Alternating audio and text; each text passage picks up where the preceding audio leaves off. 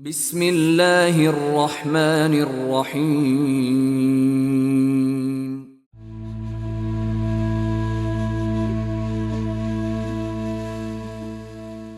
ابو جری الجہمی سے مروی ہے، کہتے ہیں کہ میں رسول اللہ صلی اللہ علیہ وآلہ وسلم کے پاس آیا اور کہا، اے اللہ کے رسول، ہم دیہاتی لوگ ہیں، ہمیں ایسی بات بتائیے جس سے ہمیں اللہ تعالیٰ نفع دے۔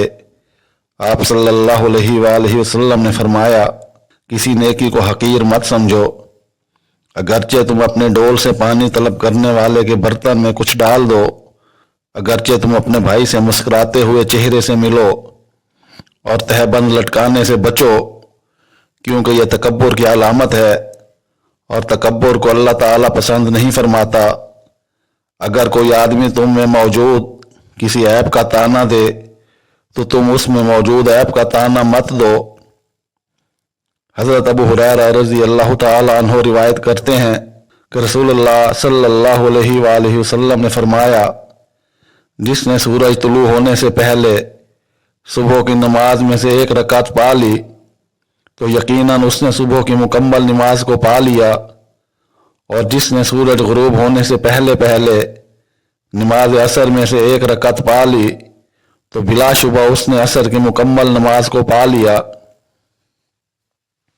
حضرت ابو ہریرہ رضی اللہ تعالی عنہ بیان کرتے ہیں